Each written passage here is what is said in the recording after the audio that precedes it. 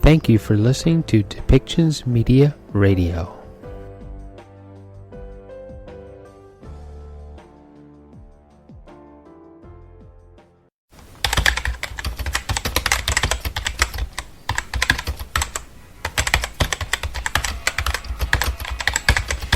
Welcome to Policy and Rights, the show about human rights and government policy.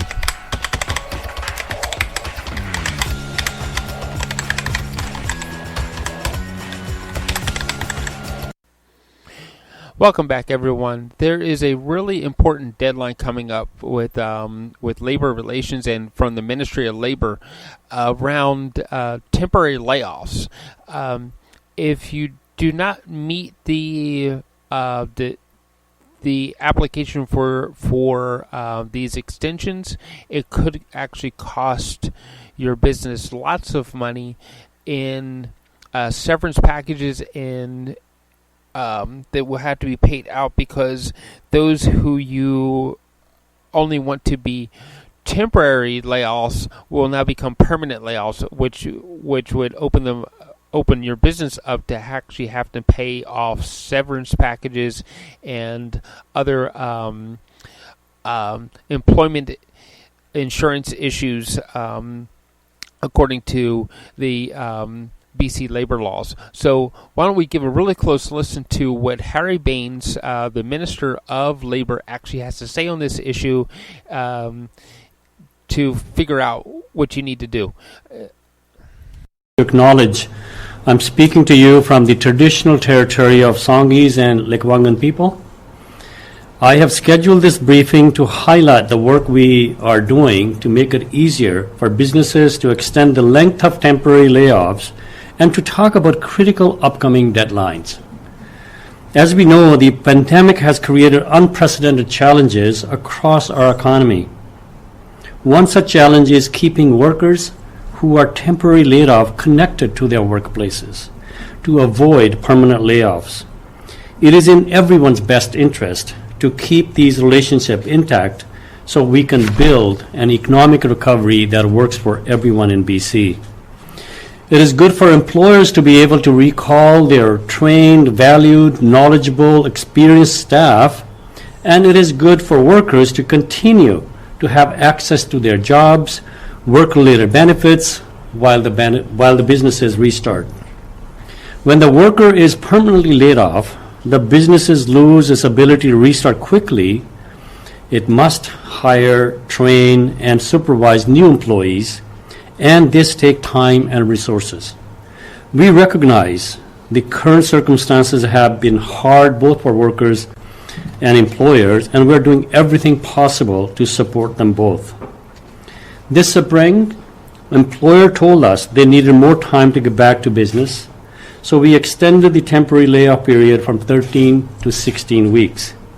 We extended the temporary layoff period a second time in late June to give employer more time to recover before recalling staff. Now, with 24-week temporary layoff period set to expire August 30th, 2020, we have put in place a simplified online process. I must repeat this. The 24-week temporary layoff period set to expire August 30th, 2020.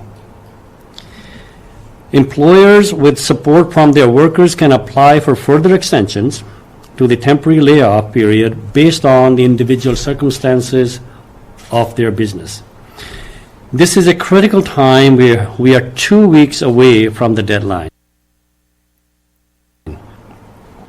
We are encouraging all businesses who are interested in this option to apply as soon as possible before August 25th to get their variance decision by August 30th expiry date.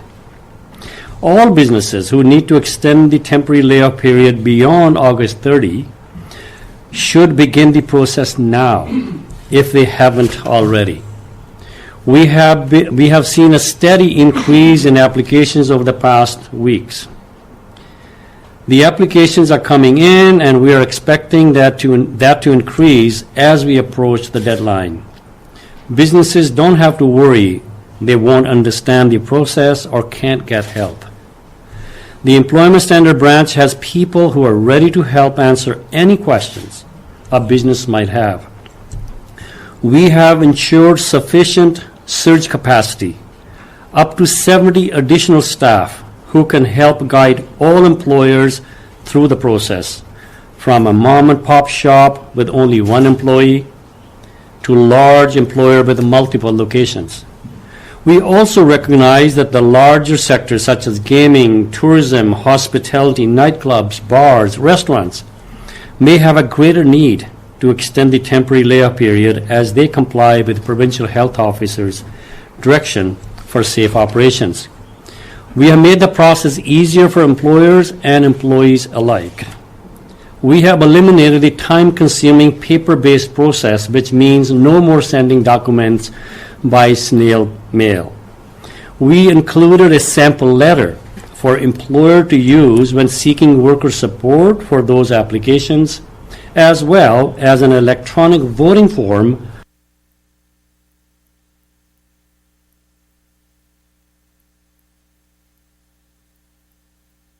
survey their impacted workforce and help workers respond with informed consent to the new extension. Over the past several weeks, my ministry has engaged with a broad range of employer organizations representing more than 150,000 businesses, tourism industry organizations, retailers, local governments, board of trade, hotel, restaurants associations, casinos, workers' advocacy groups. We continue to do stakeholder outreach to make sure that everyone knows about this extension opportunity and has a chance to apply before August 30 deadline. For some, missing this deadline could result in significant severance payments due to temporary layoff becoming permanent layoffs, which could make their restart even more difficult. I want to make sure employers who are not yet ready to resume business can stay connected with their workers, likely workers who help build those businesses. Most of all, I want to make sure that ordinary workers who want to keep their jobs have every chance to do so. And I'd be glad to take any questions. Great. Thank you, Minister.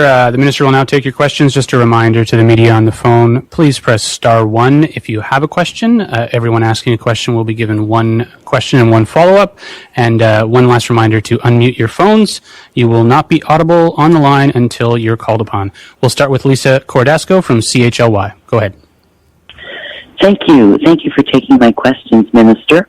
Are you finding, in your past experience at looking at this temporary layoff extensions, are you finding it is workers or employers who are clamoring for this? And can you also give us some indication of how many employers have applied for this in the past months? I think it's important, as I said earlier, to keep that connection between employer and employees. Employees will benefit from their recall opportunities to go back to the jobs when the business reopen.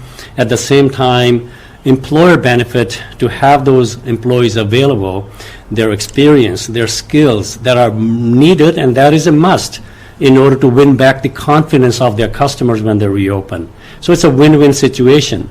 And also the employers don't have to come up with a large amount of money, tens of thousands of dollars in some cases, in severance packages when the temporary layoff become permanent and the money that they may not have right now. So I think it's a win-win situation. Both will benefit from the extension if they need it. Do you have a follow-up, Lisa? Yes, thank you. I'm sure you're aware, Minister, there are 30 people on a hunger strike right now at through United Here Local 40 who are calling on your ministry to extend their recall rights for hotel workers to up to 2 years. What is your response to their request? I fully sympathize with the needs of those workers who are outside of the legislature right now and those who are asking for their jobs retention recall rights. It's unprecedented times that we are going through. The pandemic hit us without any notice, as we all know. Businesses got shut down without knowing when they will reopen. The workers lost their jobs, not knowing when they go back. I can tell you, personally speaking, I've been there. I know it's one of the worst time a worker can go through when they lose their job in the first place and then not knowing if they're going back to work. Their payments to run their household continues, rent payments, to raise their children, buy grocery. Those costs don't stop. So I fully understand and I really sympathize with the workers who are asking for their connections to maintain with their employers. So I expect all those employers that they rehire those workers back, because these are the workers that help you build those businesses.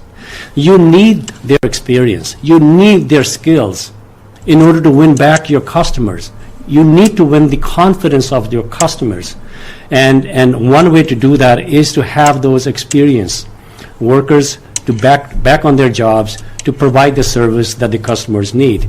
And I met with those workers yesterday. I listened to them, fully understand their concerns. And I have, it's a complicated process actually, because many of them have collective agreements in place, and those collective agreements have recall rights in them. Some have 6 months, others have longer periods. But I have hired or appointed a renowned lawyer, Sandra Bannister, to look at the situation at hand, talk to all stakeholders, unions. There are about 7 different unions that represent workers in the hotel industry. They are non-union workers. Talk to the businesses, the associations, and come back with the report about her finding. And I think we'll take that step after I look at those recommendations or the report that she would provide us by August 20th. Next, we'll go to Rob Shaw, Vancouver Sun. Go ahead, Rob. Hi, Minister. Has your branch rejected any Section 72 variance applications so far? And what kind of things have you seen or would see in an application that would make them not approved when you're reviewing them? I think there are certain requirements under the Employment Standard Act. Under Section 72, the majority of the impact workers must agree. An employer agree, so they make joint application, and the employment standard branch then will verify the documents that they need in order to make sure that they comply with the intent of the act. And once that is done, the approval is given. We have a number of applications. A number of them have been approved. Others are in the process. I'm not sure if any application have been rejected yet, but as long as they comply with those required components of the Employment Standard Act, the applications are being approved. Do you have a follow-up, Rob? Yes, thanks. Just what would you say to employers who maybe are leaving this to the last minute? If they get caught up in not doing this in time, not getting it submitted in time, not getting it approved in time, what happens on September 1st or September 2nd if they just don't meet that end of August deadline? Is there an immediate reaction? Does something have to occur? Does that take time? What happens to somebody who just kind of fails to meet this deadline? I think, Rob, that's why we're reaching out time and again through their representative, all business associations. 150,000 businesses are being represented by the businesses that we are reaching out to, and we're making sure that every business know what the deadline is and what the consequences are if they don't apply and get approval by August 30th, because the temporary layoff will become permanent layoff. Then the employees will be entitled to severance packages, and that is a huge risk the employer will take if they don't apply and get the approval before August 30th.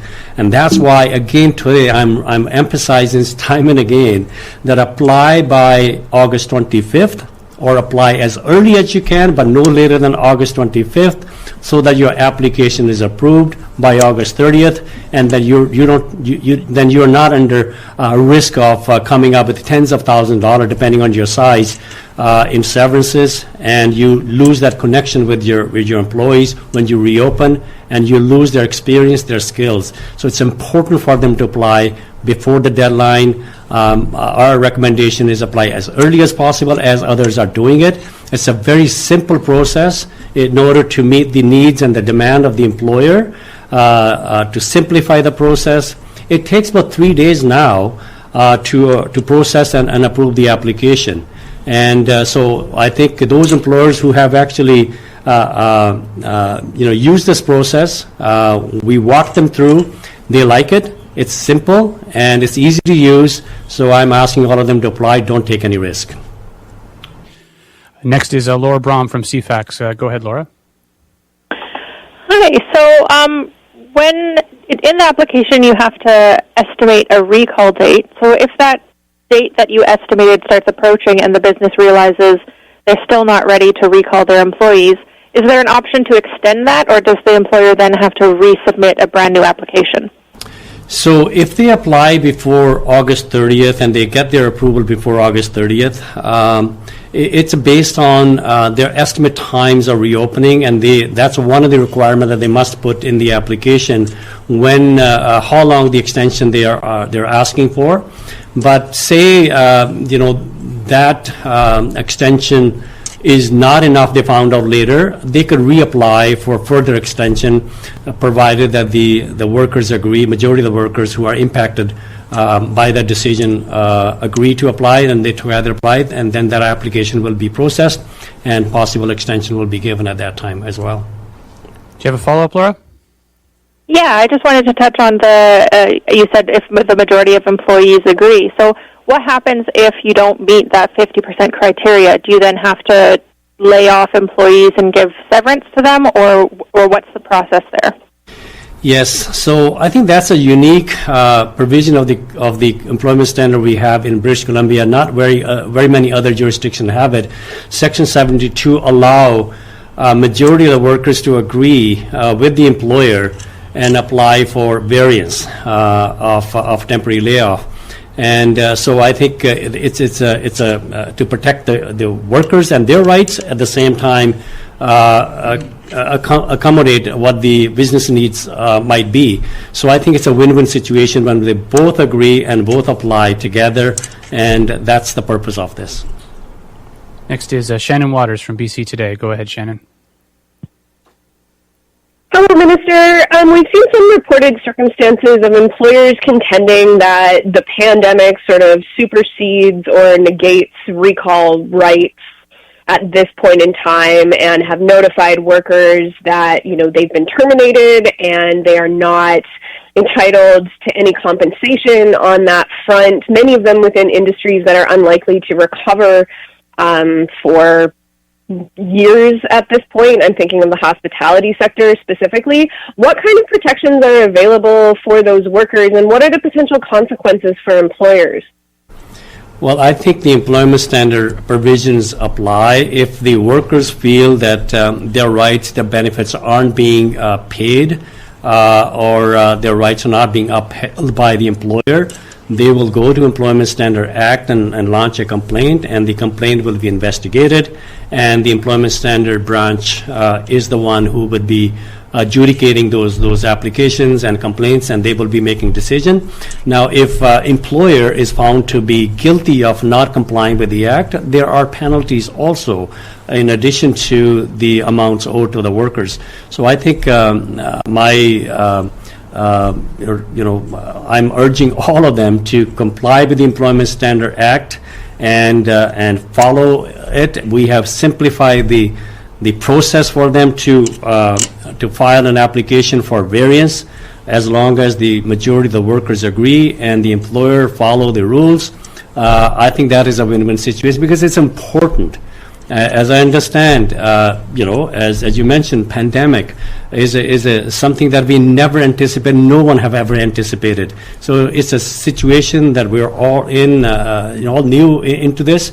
So I think that's why they need to follow the rules, go to the employment standard, and ask for any question that they may have, because we have staff ready to help them. Do you have a follow-up, Shannon? Yes, I'm wondering what the timeline on that kind of process might be. And sorry if I missed this, but have there been any extra resources allocated to, smooth the process around these extension applications and then potentially disputes on this front as well? Yeah, so we did two things. One, that we have streamlined the process by making everything online, including the application, the sample letter, and also for workers' opportunity to vote online to show their support. That's one thing at the Employment Standard Branch we've done. The second piece is that in anticipation that there may be a surge of applications, and in order to process them in a timely fashion, we have trained 70 additional staff, which is they're working strictly on these extension applications. So they're ready to help. So far, all the applications that we received, it takes average of 3 days for applications to process and approval given. So it's a pretty simple process. And also, we have resources in the event that there's a surge capacity. Next is Zara Premji from CBC. Go ahead, Zara. Yes, thank you for taking our question, Minister. I want to go back to Lisa's question about the hotel workers that are outside the legislature right now. You said you expect all employers to rehire those workers back, even get their experience, get their skills, to win customers back. And you mentioned the report, but what is being done directly right now to address this situation? They are currently stuck. They're saying that they don't have anything that would support them in the future, and they're looking for answers now. So what's that sort of support other than conversations that have been had with them? So it's. I think their voice wasn't very clear, but as I understand it, the workers that are outside Local 40, I met with them the other day and completely understand the situation they're in, and that's why I have appointed Sandra Bannister, a renowned labor lawyer, to talk to all the stakeholders, look at the situation and possible solutions, and for her to come back by August 20th to give me her report, and then we will take further steps if it need to be after I read that report. Zara, do you have a follow-up? If you are using a headset, it might be best to change to the receiver if you do. Can you hear me a little bit better now? All right, well, I hope you can hear me. My follow-up question is just to see, like you mentioned, Senator Bannister is doing this work to look at the possible solutions, but when you yourself were saying you do not want to see them lose their jobs, you want to see employers rehire them. If the report comes back and isn't in favor of the workers, what will you do next? Well, I will not prejudge her recommendations. It's a very complicated and a complex situation because there are workers who have collective agreements in place, and their rights are determined by the terms of the collective agreement. Many of them have recall rights, 6 months to perhaps a year, maybe longer. And so their rights are determined by the collective agreement. That's why Sandra Bannister will look at the unionized workforce. She will also look at the non-union workforce. And she will look at the situation by talking to the unions and non-union workers and the hotel associations and other businesses, and come back with her findings. Then we'll make a decision after I read her report, and we'll take steps if a step needs to be taken. Next, we'll go to Nelson Bennett from Business in Vancouver. Go ahead, Nelson. Yes, Minister, I'm sure some businesses will be relieved to have this option.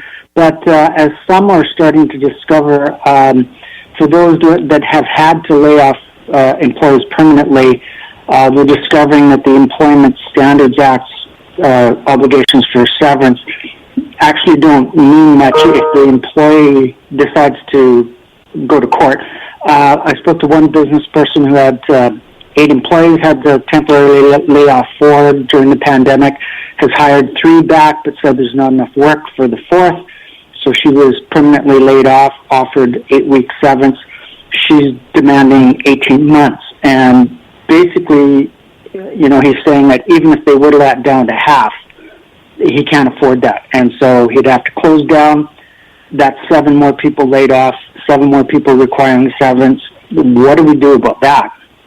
Well, and the lawyer said he's got dozens of those cases. I can't comment on individual cases, but Employment Standard Branch is equipped to deal with those issues, and employees have their rights and recourse if they believe that their rights are not being upheld. And they could go to Employment Standard. Employment Standard Branch will investigate the complaint, and decisions will be made. And I think that's the option available to the employer and to the employees to ensure that their rights are protected, and if they're not, the Employment Standard Branch is the one that has the jurisdiction to investigate those complaints and make decisions based on that. And do you have a follow-up, Nelson? So even if the employee has hired a lawyer and is basically threatening to go to court, you're saying the Employment Standards Branch can still intervene? Well, look, those are the legal proceedings. I can't comment on a personal basis, but I can tell you there is a process to follow.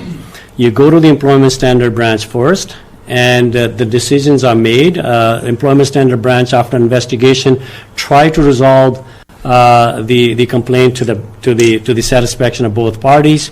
And then if that is not sufficient, then there's a tribunal that they could go to. The tribunal will hear from both sides and make a decision. But like everything else, employer and employee have a right to go to court for judicial review. So those are normal processes, and whether it's a pandemic or not, I think those are the processes that I expect that both parties will follow. Next is Lisa Yuzda from News 1130. Go ahead, Lisa. Hi, Minister. I'm wondering, is there anything stopping employers, who are using the pandemic layoffs as an opportunity to call long-time high-salary workers, people without collective agreements, without that kind of bargaining power? Is there anything stopping them from doing this?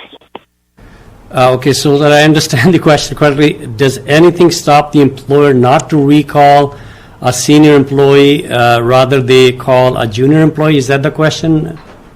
Or they just say that this layoff is permanent and then wait a few weeks and then hire someone at a much lower salary? Okay, so I think there are a couple of streams. The temporary layoff extension that we have put in place until August 30th, that require individual employee to agree to stay on recall or take severance. That's an individual decision. And but if the employer and employee wants to use Section 72 to extend the temporary layoff beyond August 30th, then the majority of the workers will decide if they agree to go for the extension. So I think that's the decision of the employee and the employer. Employee can choose to take severance or stay on recall under the normal the temporary layoff provisions, or under Section 72, the majority workers must agree before the extension is given. But again, under the Employment Standard Act, there's no provision that the employer must recall them by line of seniority or who they recall back. But it's the recall rights the employee have negotiated or agreed to when they went to the Employment Standard Branch for extension. Do you have a follow-up, Lisa? I'm wondering if you know the number of how many people in British Columbia are temporarily laid off right now because of the pandemic.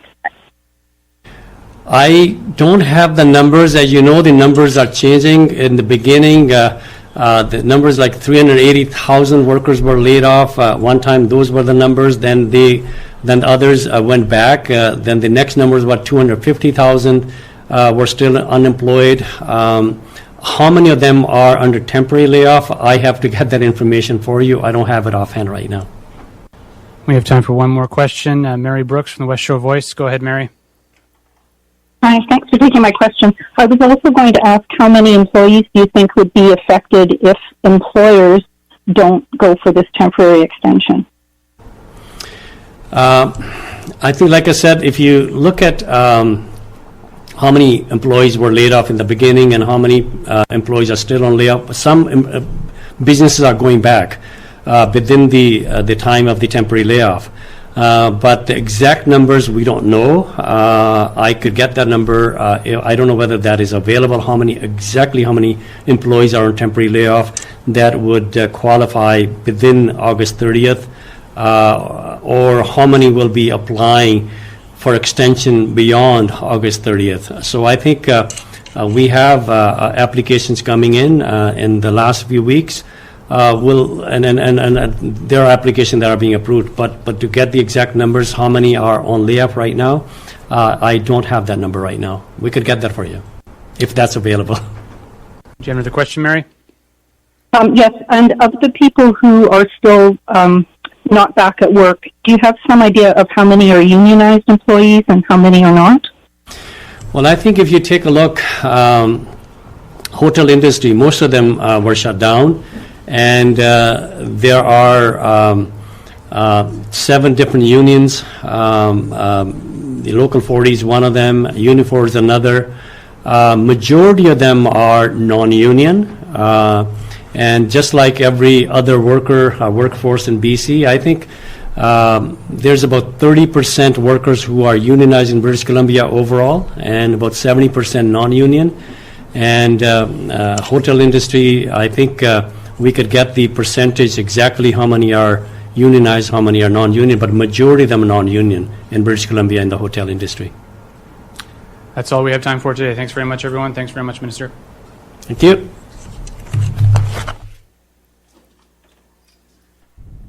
All right, thank you for listening. If you go to depictions.media, we actually have in our blog posts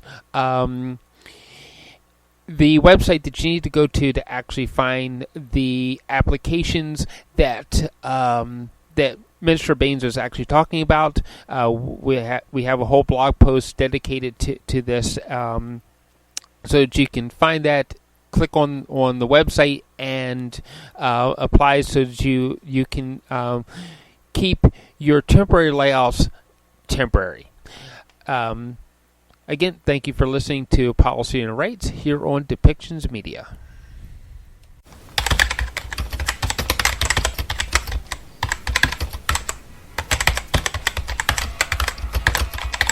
Hey, did you find that subscribe button? Please do click it so you can receive continuous updates from us here at Depictions Media.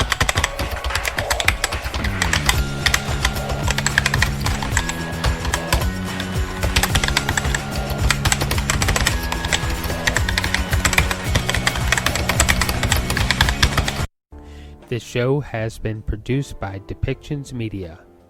Please contact us at depictions.media for more information.